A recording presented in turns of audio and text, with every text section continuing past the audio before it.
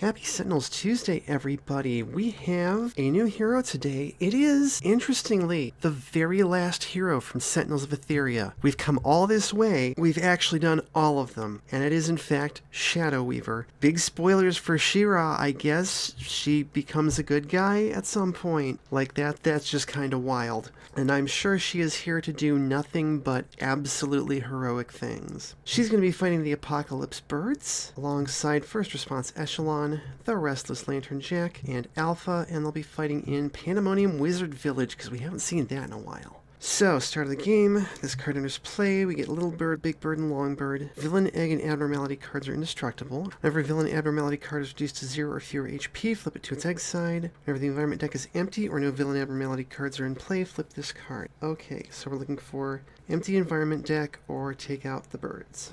Here we go. Salvation, Big Beard deals the highest HP for psychic damage, it's Alpha. Until the end of the next villain turn, redirect all damage dealt by a hero target that took damage this way to Big Bird and reduce it by 1. That's fun, actually. She could make very good use of that. Alright, Long Bird. First time each turn a non-villain target enters play, this deals at 1 Radiant and 1 Infernal. In the villain turn, Long Bird deals the hero with the highest HP 4 Radiant damage, the hero with the lowest HP X Infernal damage, where X is 4 minus the amount of damage dealt this way. So that's 4 to Alpha again. And none to Lantern Jack. Little Bird. First time each turn a non-villain target deals damage, Little Bird deals that target 1 reducible melee damage. End of the villain turn, Little Bird deals non-villain target with the highest HP, 1 reducible melee damage, that is Echelon.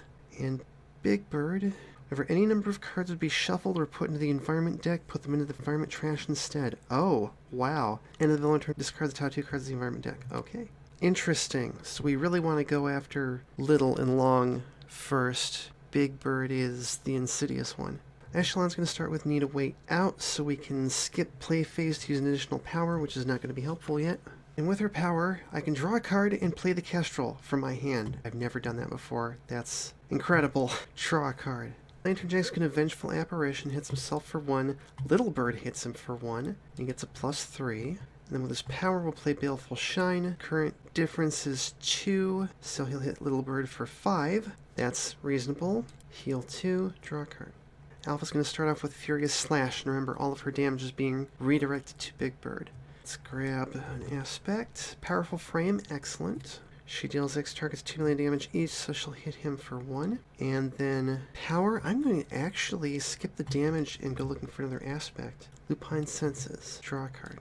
Shadow Weaver is going to start with a Guiding Hand. Ongoing Scheme. Play this card next to another hero. Whenever you play an ongoing card, that hero's player may play an ongoing card. At the end of your turn, she deals the hero next to this card X reducible psychic damage, where X is the number of your other schemes in play. So this card is free. The next one won't be. Her power is Coalesce. Reveal the top 2 cards of your deck. Put an ongoing card from among them into play. Discard the rest. Let's see, we got 2 ongoings. Magic Channel. Play this next to another hero. Whenever that hero uses a power, you may use a power. That's always cool. And Shadow Grasp. At the start of each hero turn, that hero may destroy one of their cards if they do use this card's power, which is Shadow Weaver deals a target 2 infernal damage. I'm going to play that. That's very good to have out early. Draw a card. And she deals no damage to Lantern Jack. But also he doesn't get to play anything because I put that into play. So, Pandemonium Wizard Village plays Hollow Ground. This card enters play, destroy an environment card, then you deal each target 3 melee damage, then destroy this card. Well, there's no other environment cards in play, so that destroys itself. The Birds. Peck. Little Bird deals the hero with the highest HP, 1 reducible melee damage. Less than H damage was dealt to hero targets this turn, play the top card of the villain deck. Okay. Highest will be Shadow Weaver, who takes 1, play the top card. The Beast, destroy 2 hero ongoing equipment cards. Well, that's not nice. Player that didn't destroy a card this way discards 2 cards. That will be Shadow Weaver, I guess. Non-relic villain target with the highest HP deals the hero of a player that didn't destroy a card this way 4 melee damage. Shadow Weaver will also take that. Long Bird hits the highest for 4, that's Echelon. Little Bird hits the highest for 1, that's Alpha, and it's irreducible. And discard the top 2 cards of the environment deck.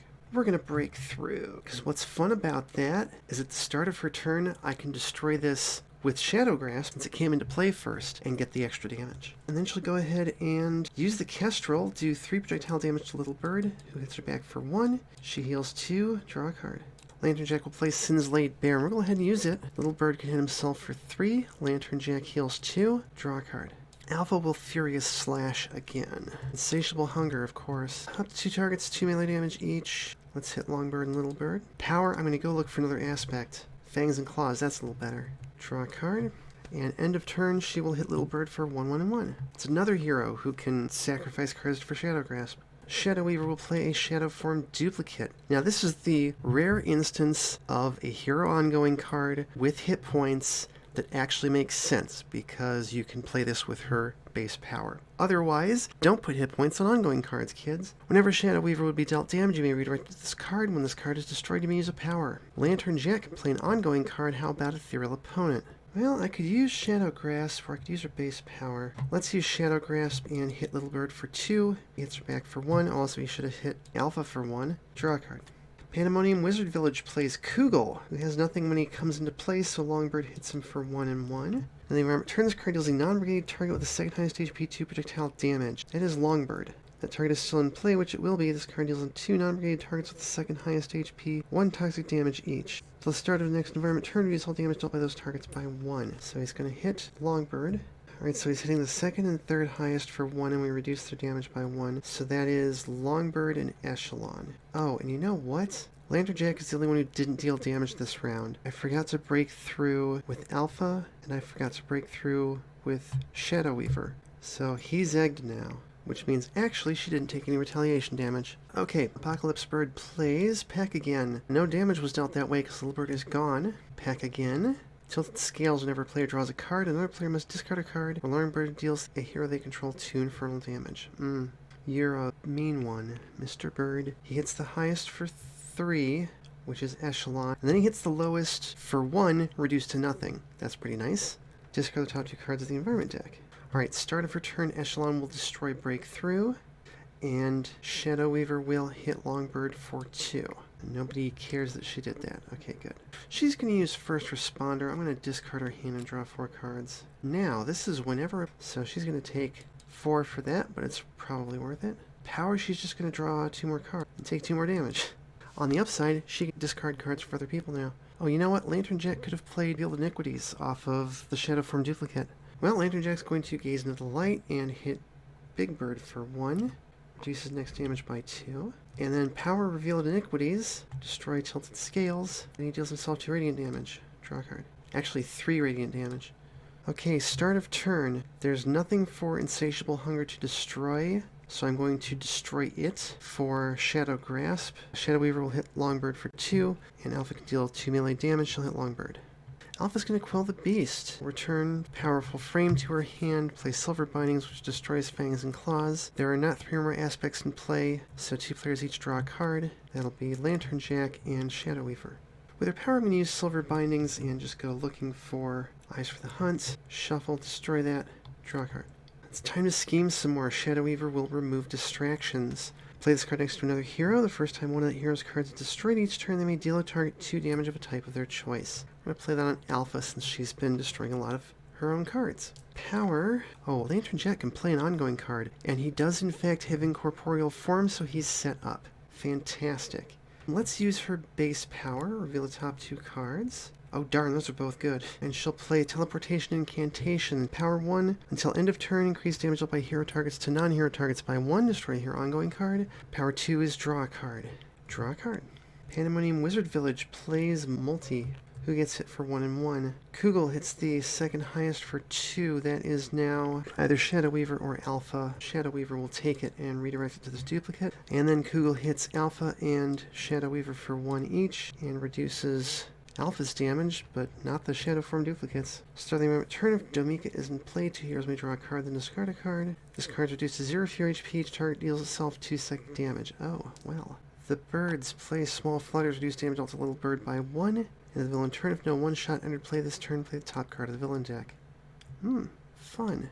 Longbird hits the highest for 4. That will be the Shadow Form duplicate, ultimately. And then discard the top 2 cards of the environment deck. And then we play a card because no one-shot entered play. Judgment. Longbird deals each non-villain target 0 radiant damage. Whenever a hero target would be dealt damage this way, they may increase it by 2. Longbird deals the hero with the lowest HP X infernal damage, with X is the number of non-villain targets in play that didn't take damage this way. Okay, so everybody take 2. Lantern Jack heals 2 and gets a +1. And Longbird is doing 4 to the lowest because he's not hitting the villain targets either. That's actually Echelon. Wow. Okay, let's advance and regroup. I think that's a good idea. With her power, she will hit Kugel for 1, heal 2, and draw a card.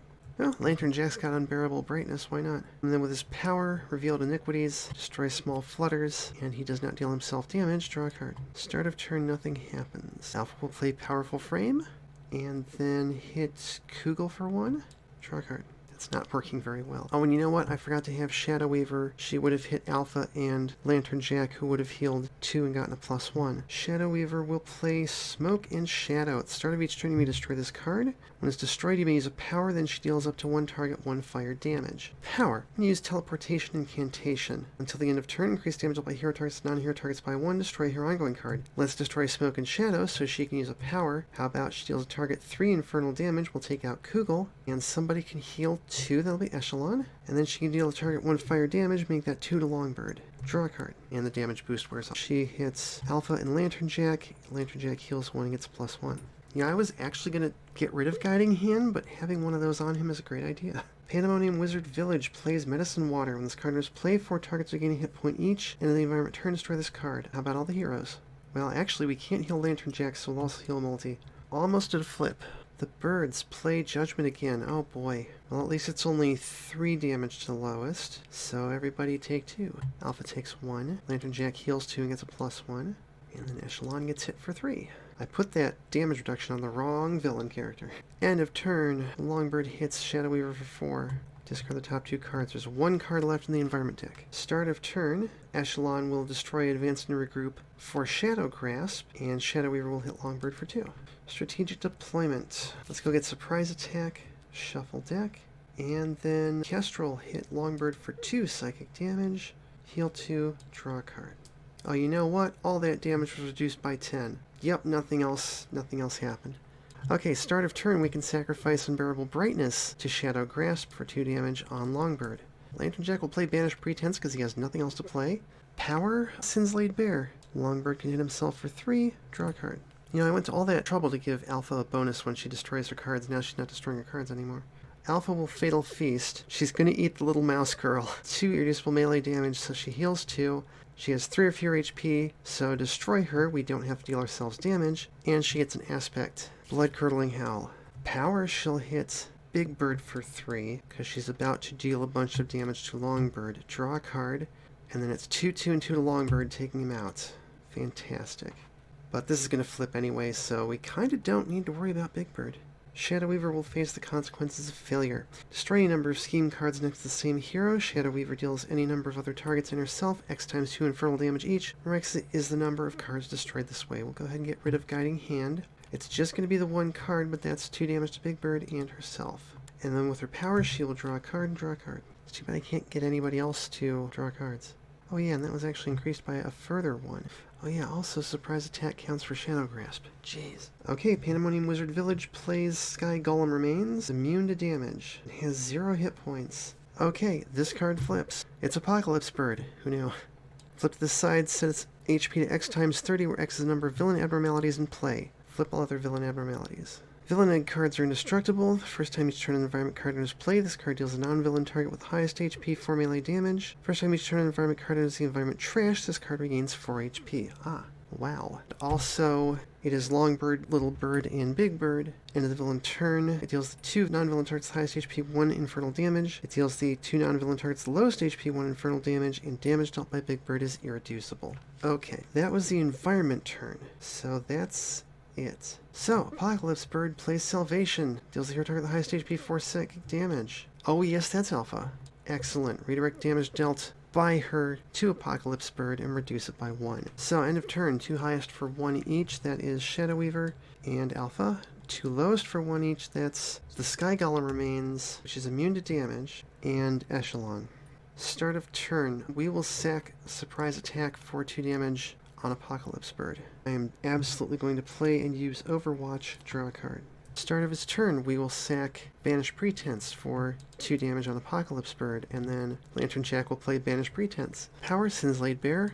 Apocalypse Bird hits itself for 3, draw a card. Alright, start of turn, Blood-curdling Hell, but it's just 1 sonic damage, reduced to nothing. Actually, with this having 0 HP and being a target, that means there's no downside for her having all of her aspects out. That's insane. Okay, I'm going to play Silver Bindings and destroy Powerful Frame. And then with Silver Bindings, go grab Fangs and Claws and destroy that card. Let's see, one of her cards was destroyed so she can deal a target 2, 3, 2 melee damage to Apocalypse Bird. And then Silver Bindings is destroyed so she can do that again. Well, and also while her damage is being redirected to Apocalypse Bird, we want her doing that. Draw a card, and then her end of turn damage is all reduced to 1, but that's 3 damage on Apocalypse Bird. That's what you get for redirecting damage to yourself, idiot. Shadow Weaver is going to play Magic Channel. Play this card next to another hero. Whenever that hero uses a power, you may use a power. Throw it on Lantern Jack. And then power, I think she'll just hit Apocalypse Bird for 2. Draw a card. Alright, Environment Shuffles. It plays Malsus. Apocalypse Bird hits the highest for 4, that is Shadow Weaver. Overwatch goes off, and Echelon hits Apocalypse Bird for 3.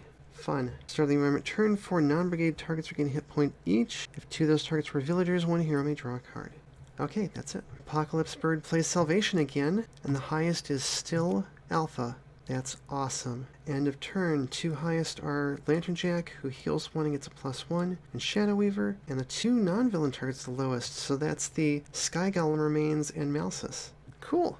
This environment is making this game significantly easier. First Responder, let's discard a card and put 2 tactics from my trash into play. How about Breakthrough and Surprise Attack? Power, Kestrel. 1 projectile becomes 2, becomes 4. To Apocalypse Bird, heal 2, draw a card.